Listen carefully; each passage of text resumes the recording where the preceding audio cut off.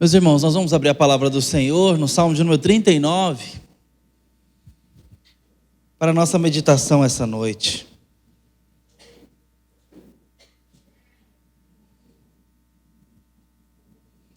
Ouça a palavra do Senhor, diz assim: ao mestre de canto Gedutum, Salmo de Davi. Disse comigo mesmo: guardei os meus caminhos para não pecar com a língua, porém mordaça a minha boca enquanto estiver na presença do ímpio. Enquanto estiver na minha presença o ímpio. Emudeci em silêncio, calei acerca do bem, e a minha dor se agravou. Esbraseou-se-me no peito o coração enquanto eu meditava. Ateou-se o fogo. Então eu disse com a própria língua: dá-me a conhecer, Senhor, o meu fim, e qual a soma dos meus dias, para que eu reconheça a minha fragilidade. Deste aos meus dias o comprimento de alguns palmos. A tua presença, o prazo da minha vida é nada. Na verdade, todo homem, por mais firme que esteja, é pura vaidade ou fumaça. Com efeito, passa o homem como uma sombra, em vão se inquieta. Amontoa tesouros e não sabe quem os levará. E eu, Senhor, que espero? Tu és a minha esperança. Livra-me de todas as minhas iniquidades. Não me faças o opróbrio do insensato. Emudeço, não abro os lábios, porque tu fizeste isso. Tira de sobre mim o teu flagelo. Pelo golpe da tua mão estou consumido. Quando castigas o homem com repreensões por causa da iniquidade, destróis nele como traça o que tem de precioso. Com efeito, todo homem é pura vaidade. Ouve, Senhor, a minha oração, escuta-me quando grito por socorro. Não te emudeças à vista de minhas lágrimas, porque sou forasteiro à tua presença, peregrino como todos os meus pais o foram. Desvia de mim o olhar para que eu tome alento antes que eu passe e deixe de existir. Amém. Há um cantor que eu não posso referendar a sua filosofia como um todo, mas é um grande poeta que tem belas composições cristãs. E uma das suas composições, eu estou falando do Estevão Queiroga, ele diz assim: todo medo é medo de morrer, até o medo de não ser amado. Todo medo é medo de não ter um alguém por quem vai ser cuidado. O pé para fora da cama, o Judas que a noite trama, o abismo silente que chama: mãe, ninguém me ama. Teu amor me assombra, e quem não vê que o herói não passa de um bebê. Vou morrer de amor e vou viver com medo e sem temer. Todo medo é medo de morrer, até o medo de não ser amado, e até mesmo o medo de morrer é só medo de não ser amado. Do vício que caça na rua, do lado sombrio da lua, do olho que espia a alma nua, Deus, sou cria tua. Teu amor me assombra, e quem não vê que o herói não passa de um bebê. Vou morrer de amor e vou viver com medo e sem temer. Essa é uma canção, uma poesia que faz parte de um álbum que ele dedica à sua infância com a mãe. Então, ele aqui está falando sobre o medo que nos assola. Quem é que não tem medo? Na infância, é uma curiosa contradição. Ter medo de tudo e querer não ter medo de nada. Ter medo do escuro e ser um bravo, pequeno gigante que enfrenta qualquer coisa. Tem uma cena que me comoveu muito. no dia das crianças na praça. Aquele tanto de menino e nós resolvemos fazer um teatro. Teatro belíssimo, uma mensagem linda. O ladrão da alegria. Nosso presbítero Marcos Henrique era o ladrão da alegria. E toda criança que tinha a sua alegria num objeto, num brinquedo querido ou em algo que gostava muito, lá vinha o ladrão da alegria e roubava-lhe a razão da alegria. E eu estou de longe com a câmera na mão, fazendo as imagens daquele dia. E observando o meu pequeno filho no meio daqueles meninos. Ele estava visivelmente incomodado. Para quem não sabe, eu tenho um menino de 3 anos. E lá estava ele transtornado. A carinha dele era de desgosto profundo, eu conheço. Eu parei de filmar. Na verdade, eu até cheguei a pegar esse momento na câmera, que eu fui ver depois que eu tinha conseguido e nem vi. Ele estava muito incomodado com aquilo, ele estava com a expressão de bravo. E ao mesmo tempo, de medo, do ladrão da alegria, que era o presbítero Marcos. Lá pelas tantas ele se levanta, põe os bracinhos para trás. Eu tenho isso em câmera lenta, irmãos. O peitinho para frente. E eu vejo ele tomando um fôlego com pavor, boquinha de choro. Ele fecha o olho e vai para cima do Marquinhos. Na cabeça dele, ele estava salvando todo mundo ali. E esse é um episódio que mostra como somos nós na infância, um misto de bravura e medo até da sombra. Medo do escuro. Quem não teve medo no escuro quando era pequeno? Eu lembro que eu tinha algumas torturas, autotorturas. Não contei isso para terapeuta nenhum. Fiquei com medo de não sair da clínica dele. Mas é o seguinte. Primeira tortura, eu tinha medo do escuro. Mas não do escuro do meu quarto. Do quarto alheio. Morava ali na rua Serra do Estrondo. A casinha essa que Danilo viria morar depois. Esse Danilo aqui, ó. Imagina, gente, que mundo pequeno. Nossa casa de infância. Meu quarto ficava no final da casa, no final do corredor.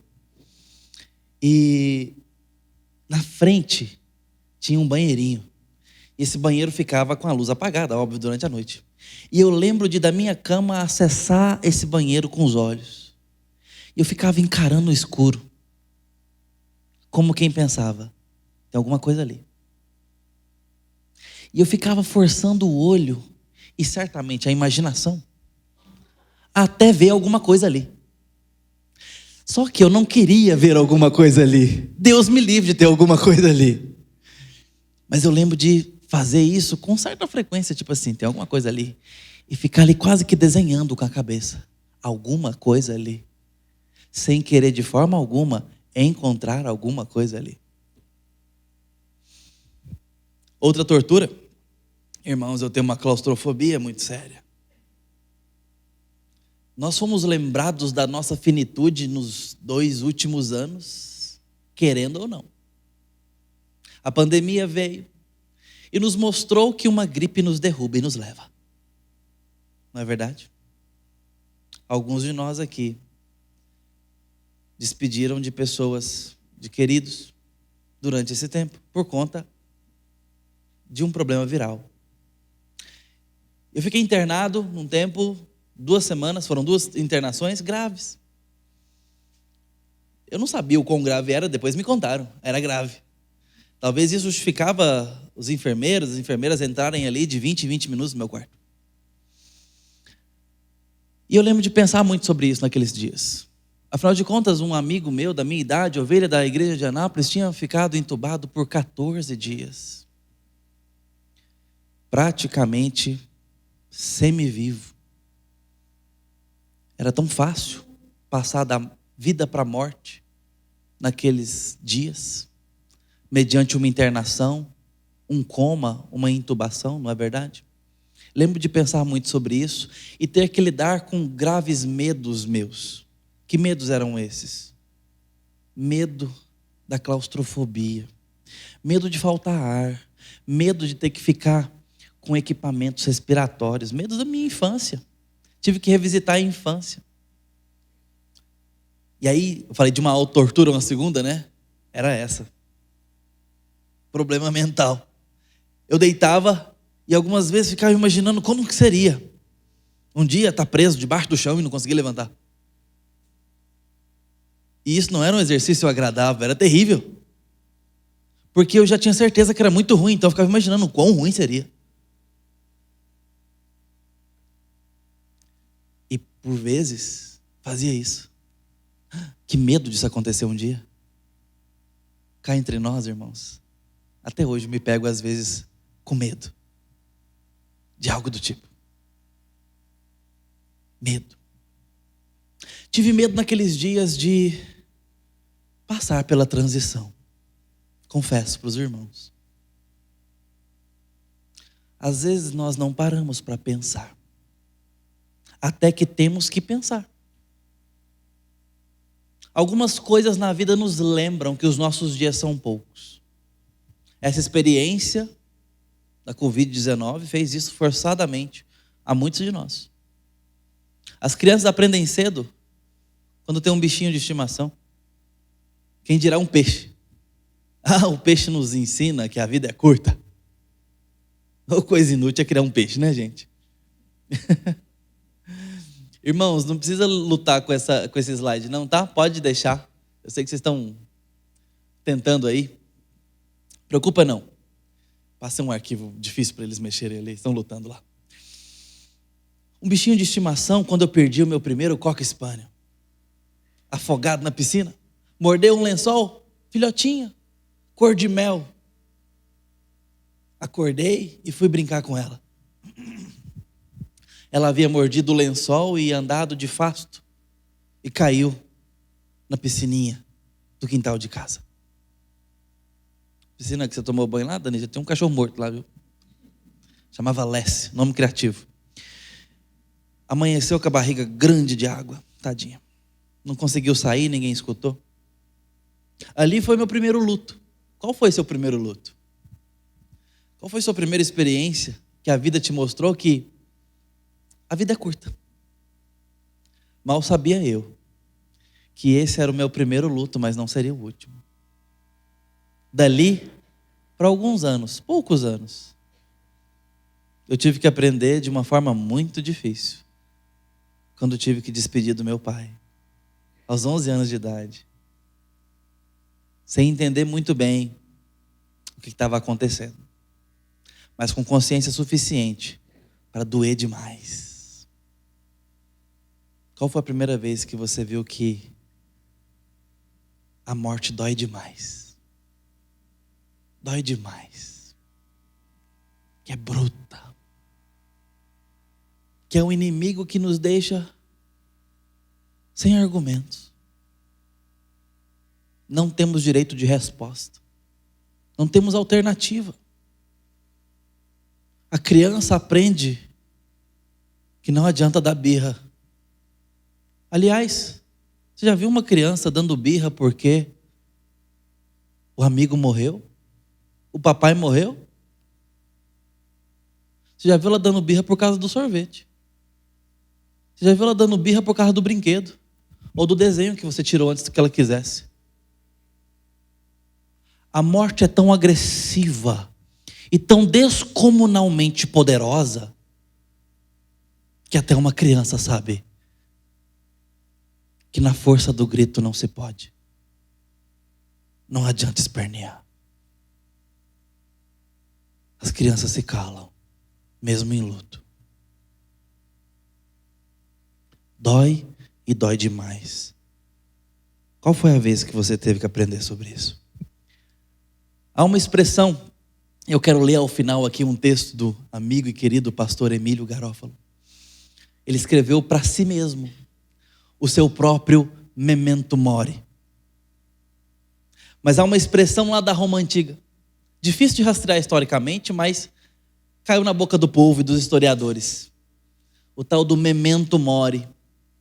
Disse que os imperadores ou os generais, quando tinham um grande feito, e então andavam em procissão nas ruas, ou mesmo diante de um grande discurso de triunfo, era comum ter a presença de um servo atrás, dizendo as seguintes palavras, sussurrando ao seu ouvido.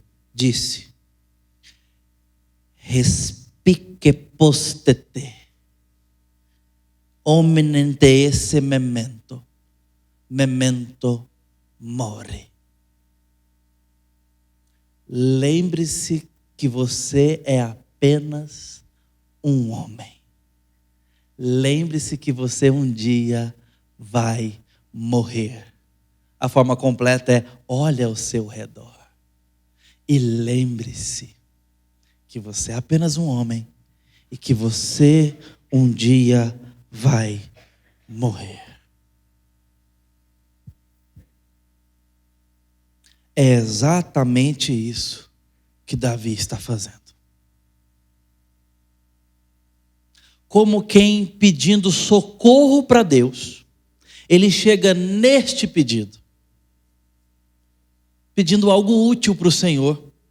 Ele acha por bem pedir ao Senhor: Deus, versículo 4, dá-me a conhecer, Senhor, o meu fim e qual a soma dos meus dias, para que eu reconheça a minha fragilidade. Davi está pedindo isso. Ele está querendo isso. Você tem coragem de pedir isso para o Senhor? Perguntei aos irmãos logo na abertura desse culto. Você gostaria de saber a finitude dos seus amados? Seria útil? Talvez. Talvez fosse. Talvez eu teria sido um pré-adolescente, uma criança menos rixosa com o papai. E aproveitado mais a companhia dele, que gostava de pegar os seus carros velhos e andar com o filho caçula dele. Mas muitas vezes eu não estava lá para isso. Muitas vezes eu fui reclamando porque meu pai, com o seu reumatismo e a sua artrite e gota, tinha dificuldade de desatar as suas sandálias, suas papetes que ele gostava tanto. E muitas vezes ele pedia: filho, vem cá, desamarra para o papai. Ou põe a sandália no papai. Fiz isso muitas vezes. Muitas delas reclamando. Porque queria fazer outra coisa. Aliás, que diversão tem essa, calçar o seu pai? Programão de sábado à noite. Não era. Mas se eu soubesse que era por uma última vez, como seria, como eu gostaria de hoje calçar o papai. Mais uma última vez. Davi está querendo que o Senhor lhe comunique a sua brevidade, que o Senhor lhe fale que os seus dias são poucos. Qual a utilidade disso? Por que Davi tem coragem de pedir tal coisa? A primeira verdade está nos versículos 1 a 3. Disse comigo mesmo: guardei os meus caminhos para não pecar com a língua, porém mordaça a minha boca enquanto estiver na presença, o ímpio estiver na minha presença. Emudeci em silêncio, calei acerca do bem, e a minha dor se agravou, esbraseou-se no meu peito o coração, enquanto eu meditava, ateou-se o fogo. Então eu disse com a própria língua o pedido. Quem está conversando? O que está acontecendo? Davi tem que conversar com o Senhor. Mas vocês perceberam qual que é o problema? Ele não pode falar na presença do ímpio. O que ele tem para conversar com o Senhor? Eu emudeci, eu guardei a língua na boca, porque senão eu ia falar na frente do ímpio. E o meu coração pegou fogo, porque eu tenho uma coisa para falar com o Senhor. Eu tenho perguntas para o Senhor, eu estou indignado com algumas coisas. Essas são as palavras que o Davi usa, que o salmista usa. Guardei para não pecar com a língua.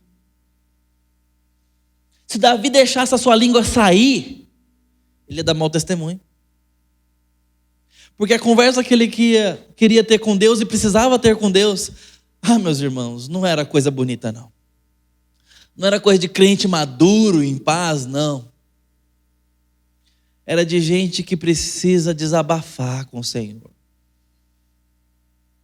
Tem coisa que a gente não pode falar na frente do ímpio mesmo. Tem dúvidas.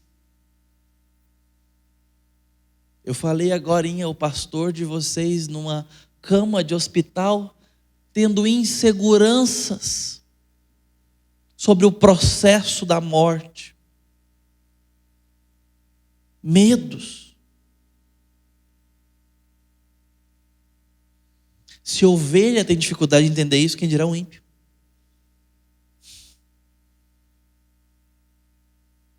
Quem dirá aqueles que estão prontos para falar mal de Deus? Davi está passando por um momento em que ele precisa falar com o Senhor, mas tem coisas que ele não pode falar na frente de qualquer pessoa. Então a primeira utilidade de reconhecer que um dia você vai morrer e que a vida é breve é direcionar o coração amedrontado em oração. Colocar o seu coração para a direção certa, para o rumo certo. Porque, como eu disse, tem coisas que a gente não pode falar na frente de qualquer um. Tem coisa que a gente não diz publicamente. Tem coisas que só podem ser ditas ao pé do ouvido. Algumas a gente só tem coragem de dizer por escrito. Outras, só temos coragem de dizê-las por metáforas.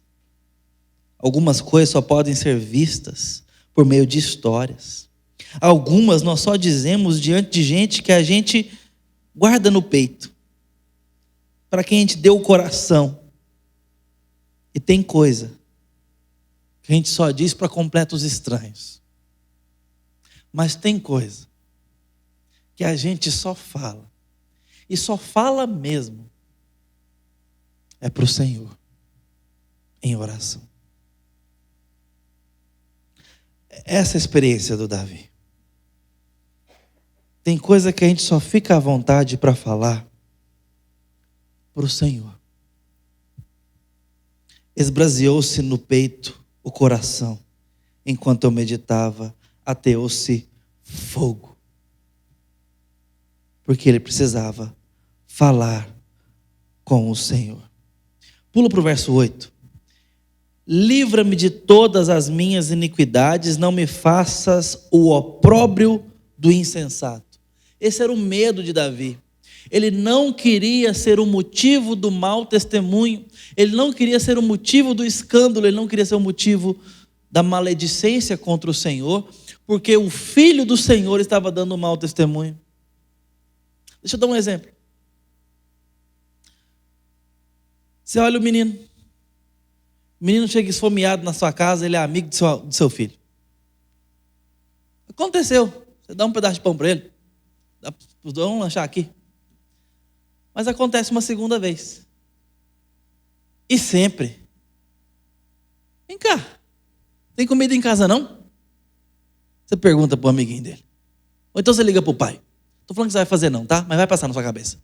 Ei, tem comida aí? Seu filho chega em casa todo dia com fome.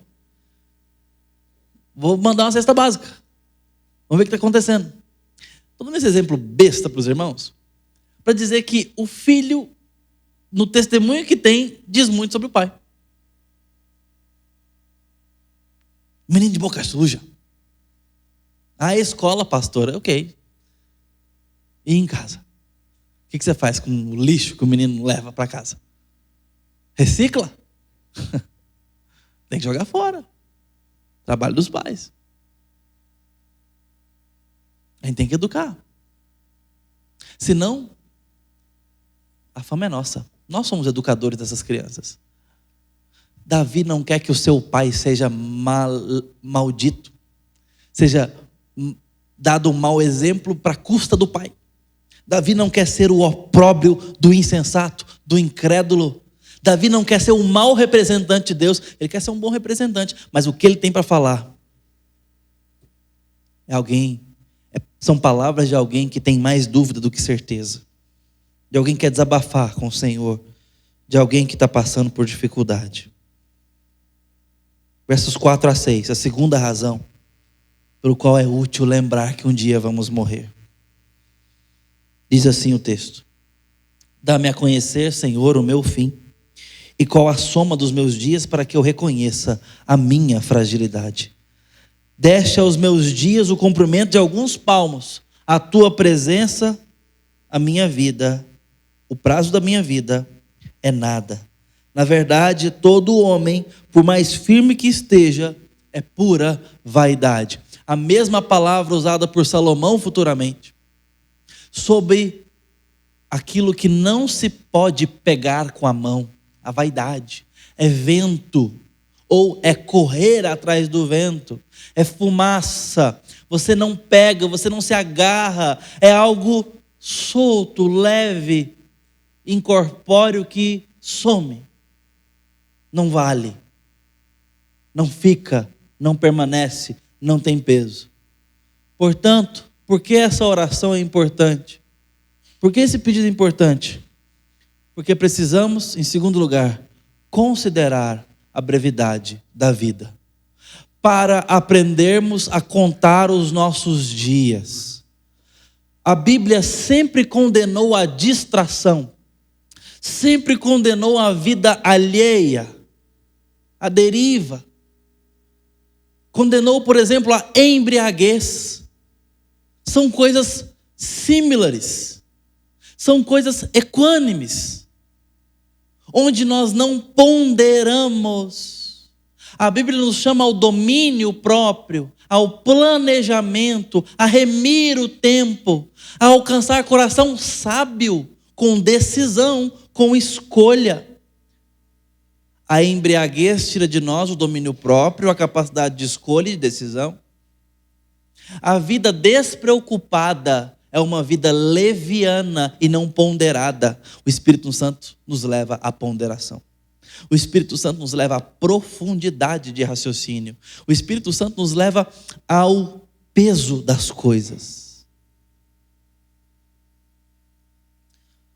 Por isso que Salomão, certa vez, disse: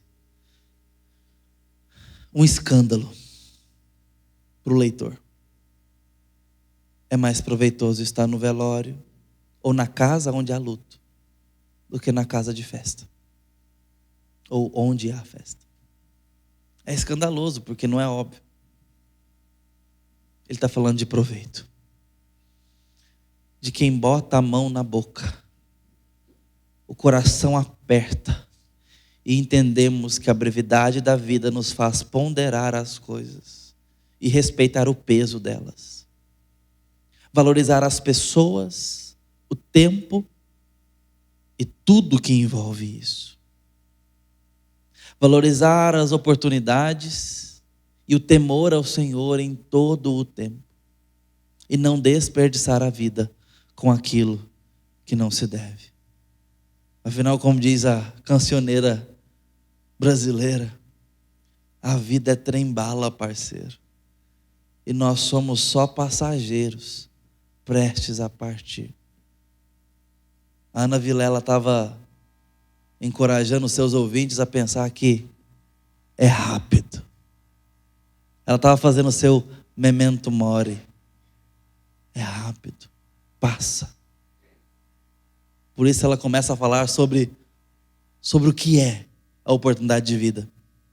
Ela fala contra o dinheiro, contra a riqueza, contra o desperdício e a favor dos laços das pessoas. Sua forma poética de remir o tempo. Mas muito mais do que uma canção sertaneja, nós temos a palavra de Deus dizendo: busque a conta dos seus dias na presença do Senhor para alcançar coração sábio agora e entender o peso das coisas. E isso vai nos levar à terceira e última razão proveitosa, porque devemos lembrar que um dia vamos morrer. Versículo 7.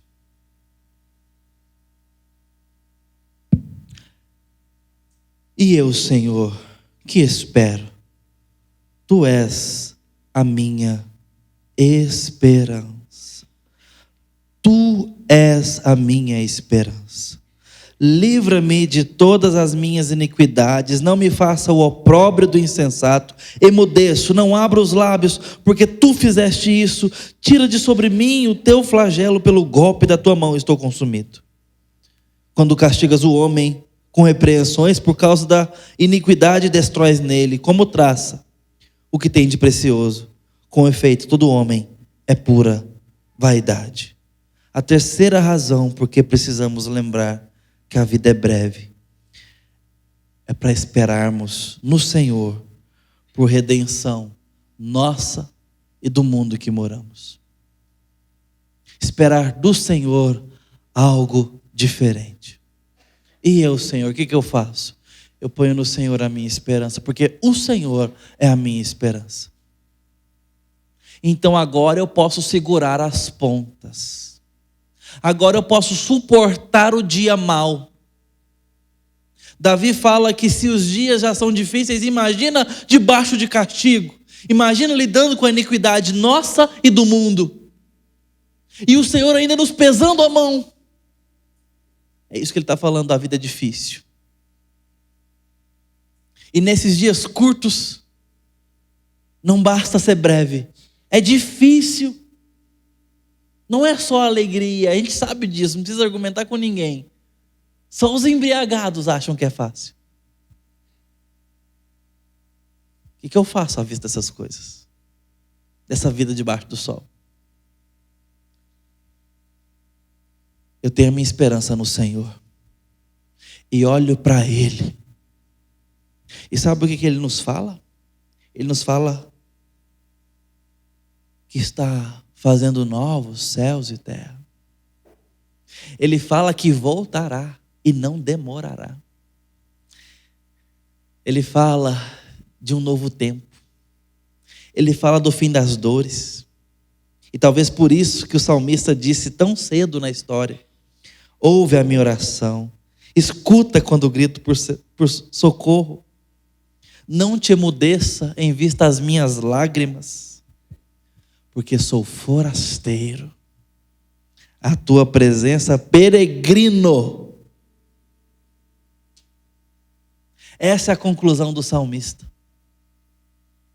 Esperança no porvir, porque somos peregrinos e forasteiros até chegar ao nosso lar. Até chegar o que é perfeito. Até chegar o novo. Estamos vivendo aquilo que é quase. Estamos vivendo o peso da história, onde há lágrimas, onde há despedidas, onde há últimas vezes, sem que saibamos que são últimas vezes. Onde há motivo de termos medo de muitas coisas. Porque não é tão seguro viver nesse planeta com o pecado. Nós nos ferimos a outros, e é difícil viver. Mas um dia, esse temor não achará mais lugar. Não terá mais motivo de ser.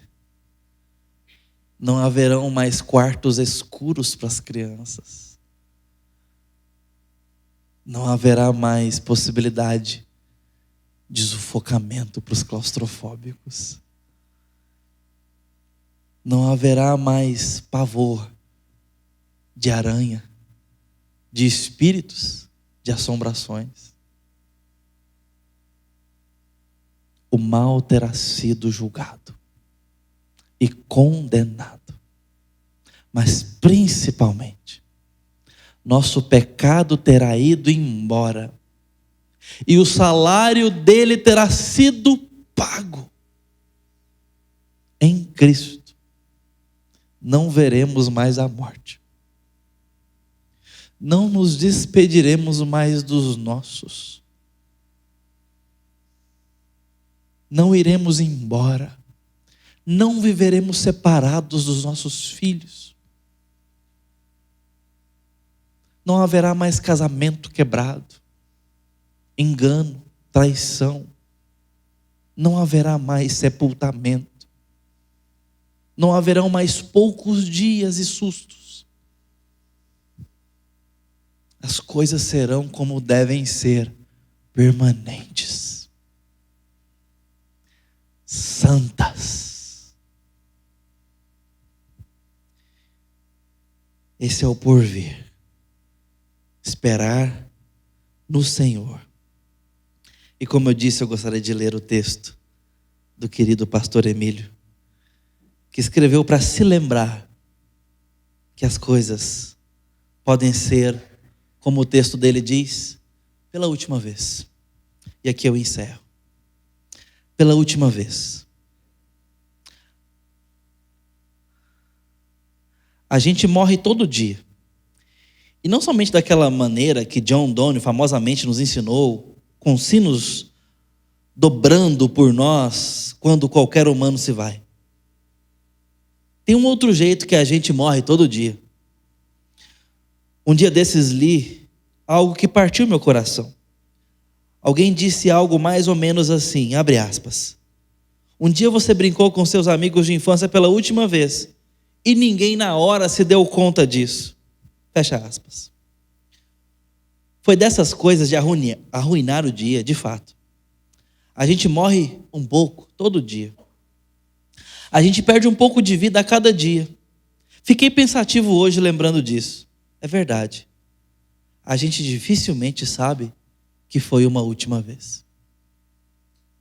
Um dia você jogará a bola pela última vez e será divertido e dolorido e você pensará que precisava fazer isso mais vezes. Mas não vai mais. Seja pelo joelho, pelas costas ou pelo pouco tempo, terá sido seu último gol, sua última canelada, sua última risada gostosa depois de um erro primário. Um dia você irá ao cinema pela última vez.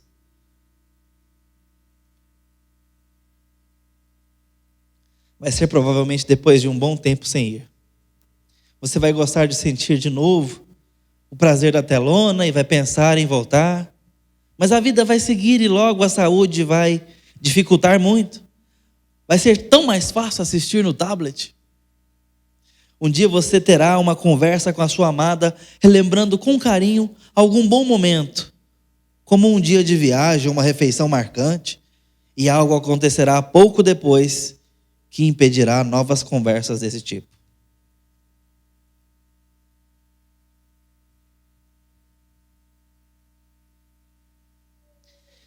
E nunca mais vocês irão assoprar as chamas da memória do amor um do outro.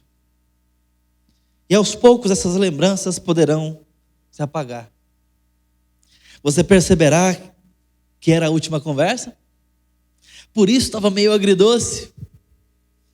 Um dia você vai se despedir de seu pai pela última vez. E não mais poderá papear. E vai ficar muito por dizer. Vai ser assim com cada um dos seus parentes, até que seja assim a seu respeito.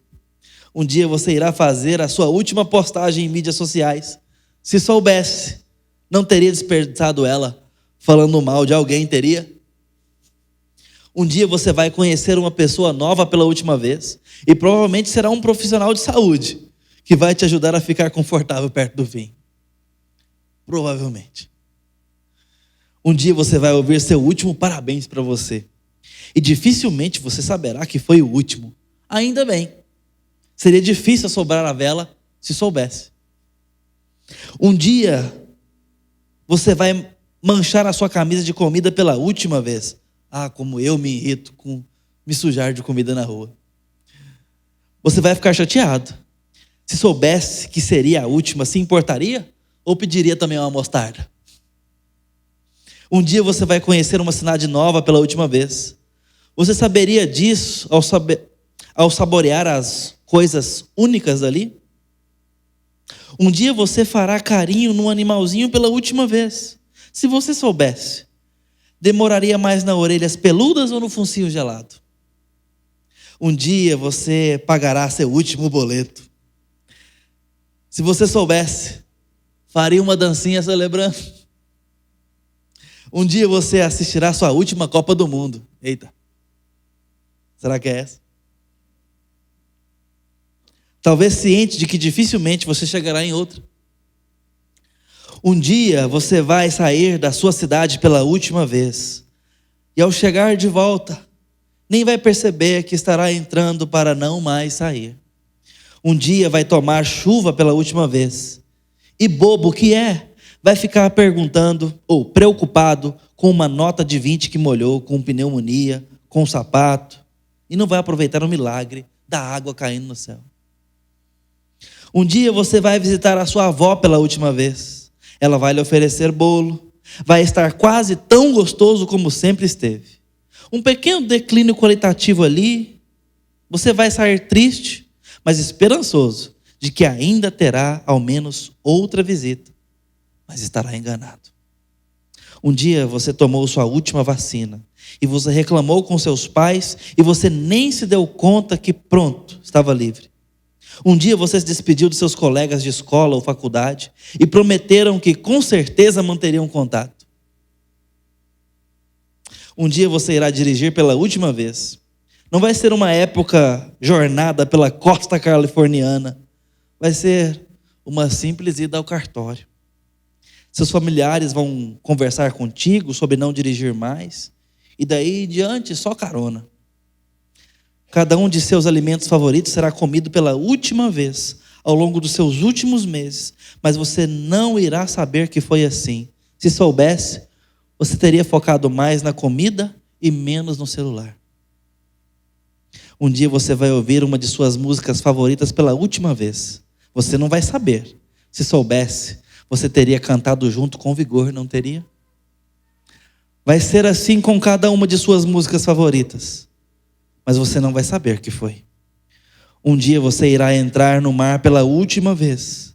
Você vai sair achando que ainda terá outra oportunidade. Se não achasse, aguentaria mais o frio, o sal no olho ou o rosto ardendo do sol. Um dia você vai notar a lua e as estrelas pela última vez, certo de que qualquer noite você poderia com facilidade ir contemplar o universo. Um dia vai terminar de ler seu último livro. Não terá sido o livro selecionado cuidadosamente para ser o último. Você não sabia? Será que vai ser um livro desses bonzinhos, mas nada de memorável? Ou a parte 2 de uma trilogia? Um dia você vai brigar pela última vez com a pessoa que ama. Talvez não tenha a chance de reconciliar-se. Se você soubesse, teria sido mais brando? Teria sim. Um dia seu coração será partido pela última vez.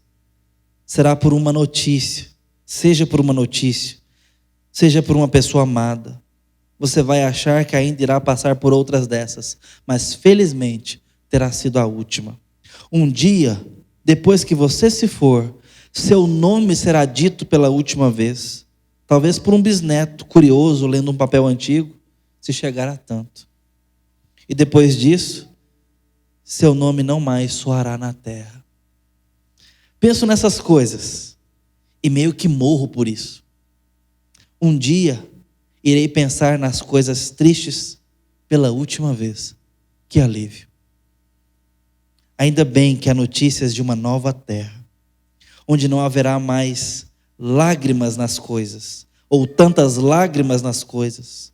Os rumores trazidos pelo bom livro são de que lá nada precisará ser pela última vez. Vamos orar. Ó Deus bendito e amoroso, um dia nada precisará ser pela última vez. Por isso te pedimos aqui, diante de tantas despedidas e dores e lágrimas, tantos motivos de temores e inseguranças, tenha misericórdia de nós e nos dê esperança no Senhor, expectativa na eternidade. Novos céus e nova terra o Senhor está preparando. Aguardamos a volta do teu Filho, a gloriosa Nova Jerusalém. A vida então começará, como sempre deveria ter sido. E nós te veremos. Estaremos com os nossos amados. E teremos paz como de quem chega em casa. Guarda o nosso coração. E nos ajuda, porque esse tempo ainda não chegou, Senhor. E precisamos desabafar contigo sobre isso. Que possamos encontrar teu colo, teu ombro, tuas mãos, tua palavra. No nome santo de Jesus. Amém.